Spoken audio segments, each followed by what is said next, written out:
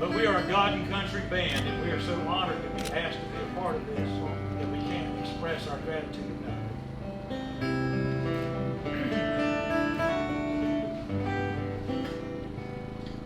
While the storm clouds gather far across the sea, let us swear allegiance to a land that's free. Let us all be grateful for a land so fair as we raise our voices in a solemn prayer. And we have been working diligently with Governor DeSantis' office and him since he was a congressman in this area to get this clinic approved and planned and ultimately to be built on this beautiful location.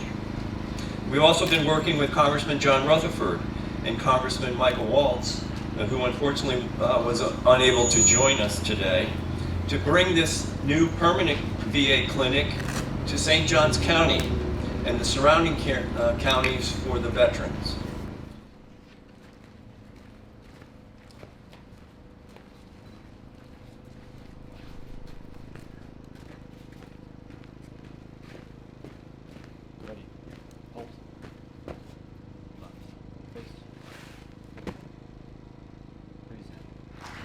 We are honored to have a number of special guests who have joined us today to mark this special occasion.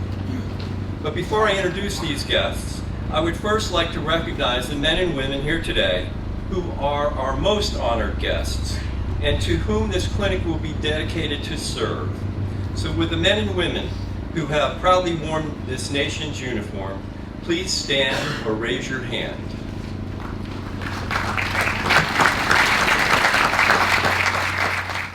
Congressman Rutherford introduced the bill along with Senator Marco Rubio and Congressman Michael Waltz in May of this year to designate the new St. Augustine Clinic as the Leo C. Chase Jr. Department of Veterans Affairs Clinic. Private Chase sacrificed his life while serving in an air mobile unit in Vietnam, just 5 days before he was scheduled to return home. I would be remiss if I didn't acknowledge Bill Dudley, Chairman of the Veterans Council of St. Johns County. Bill, where are you? There you are. Our first speaker today is City Commissioner John Valdez, who is attending on behalf of Mayor Tracy Upchurch. We are so fortunate to live in such a fantastically wonderful and beautiful country that gives the opportunities that we have here. And I am particularly grateful to those that serve to preserve this wonderful country in which we live. And this clinic is a long time coming. I'm so happy that it's finally happening. I'm excited, and I want to make this brief, but I want to thank all of you who have served, and I look forward to this being built and giving you service in the future. Thank you. Our second speaker today is County Commissioner Paul Waldron. And since 1974, all the men and women who have served have been volunteers, which the rest of the world does not understand that we volunteer to go and serve our country and our people. And that is appreciated by those. I've never served in the military, but I appreciate everything y'all have done for us and our country.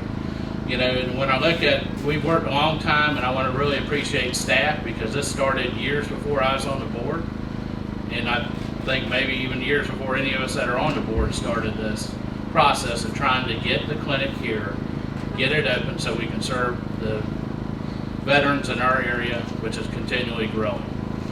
You know. Our next speaker is attending this morning on behalf of Congressman Michael Waltz, the 6th Congressional District. Retired United States Army Brigadier General Ernest C. Adino. Heroes who helped push this community-based outpatient clinic over the goal line, like our peerless Governor DeSantis. Is he not kicking butt and taking names, right?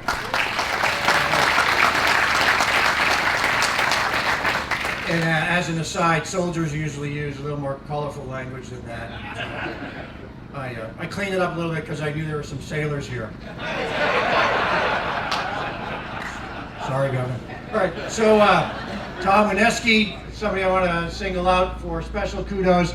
Tom McKenzie, Doctor, are you here? Chief Medical Officer, thank you for all your work on this. Jerry Cameron, I know you put some work into this one. Bill Dudley, thank you very much. And a special thanks to our skipper on our district staff, Captain U.S. Navy retired Randy Stapleford.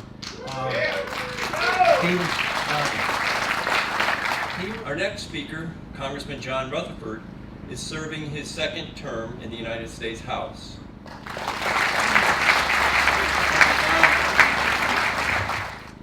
Here in Northeast Florida, we stand proudly with our veterans. I'm proud to say that we do the same in Congress. I'm glad to see my colleagues being represented here today and to celebrate this groundbreaking and know that we have this commitment in taking care of our veterans who have given so much.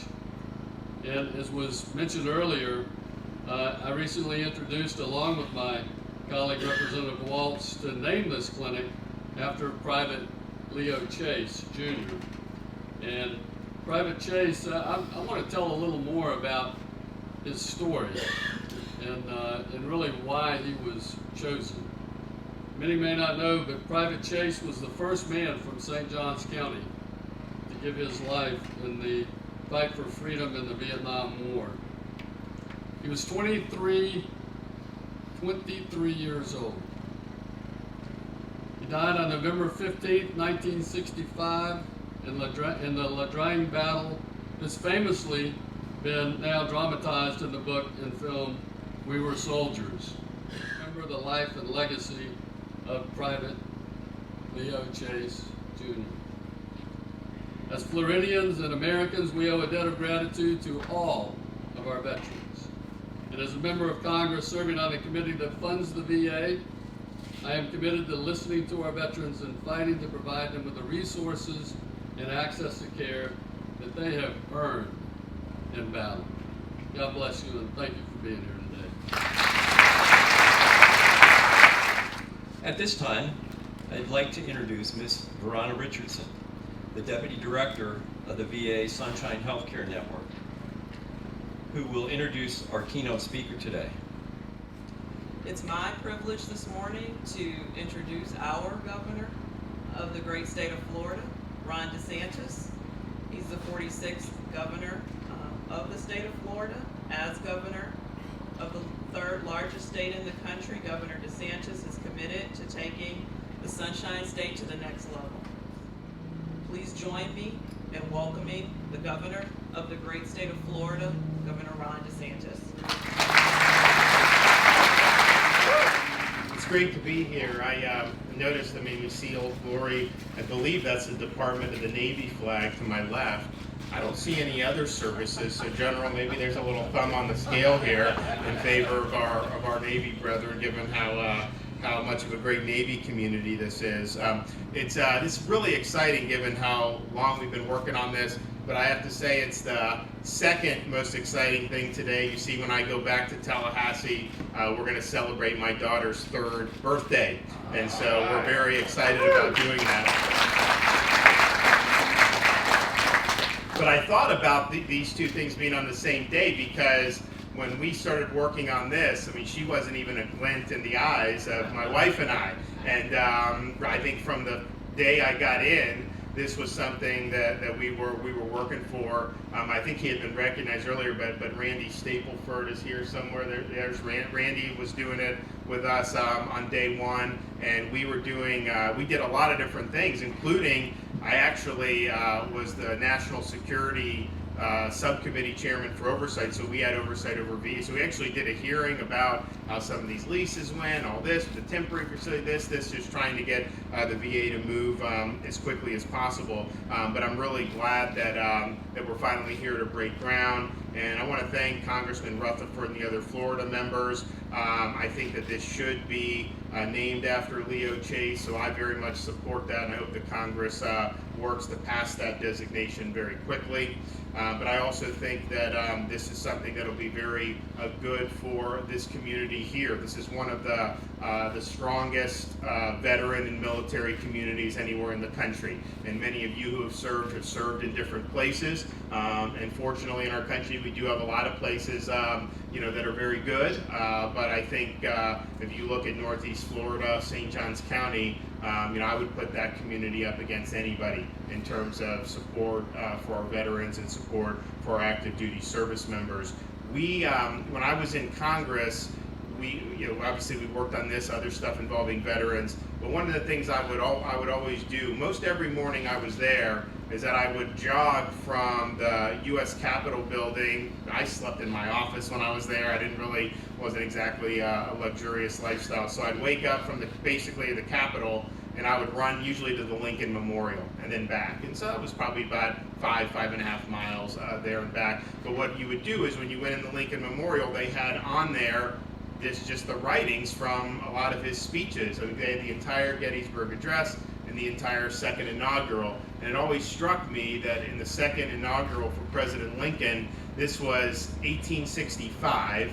So he'd been fighting a civil war for 4 years. It was kind of coming to an end, so we kind of figured out that was, I think people knew where that was going. And so he dedicated a lot of the address to trying to bring the country together, thinking about what was going to happen on the backside. But he made a point in a relatively short address, very historic address, to say how important it is that the federal government take care of those who borne the cost of the battle, and for the people who passed away, for their surviving spouses. And that was something that he thought was an absolutely central mission for the country going forward. And I think that that's something that we obviously believe strongly together that needs to be done.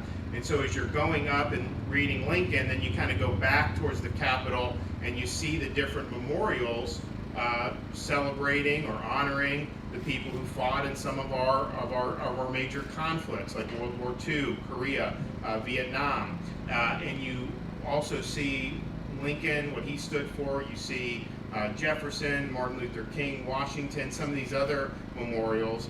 And you realize how all these great political people, these great ideas that have made our country unique, while those are very, very important, they ultimately don't carry the day unless you have people that are willing to put on the uniform and risk their lives on behalf of their fellow citizens and on behalf of their country. And so that's what the American veteran has done time and time again. And so when you have something like this, really is the least we can do to show our appreciation for those who've been willing to put themselves in harm's way on our behalf. But I'd also say that as important as this facility will be, the VA can only do so much. Supporting veterans, I think, really goes beyond just what government is capable of doing.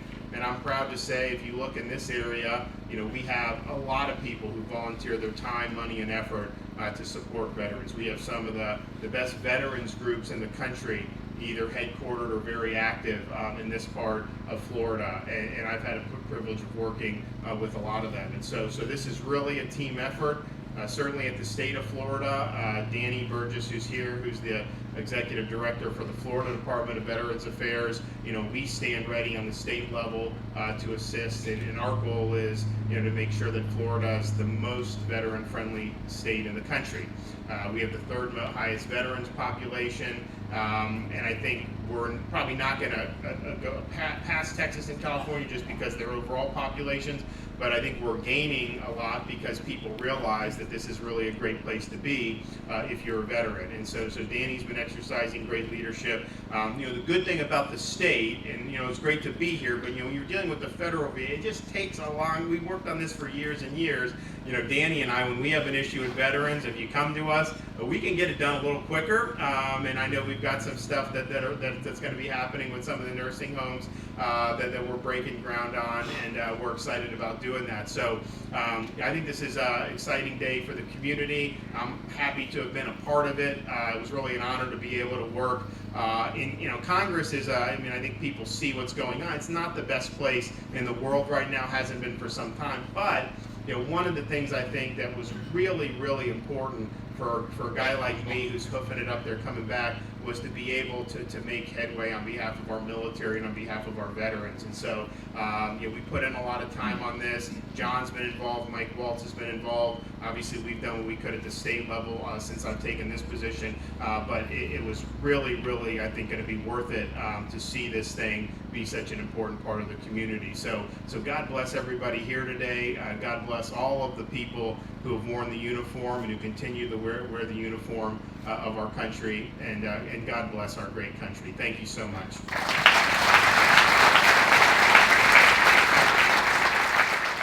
God bless America, land that I love. Stand beside her and guide her through the night.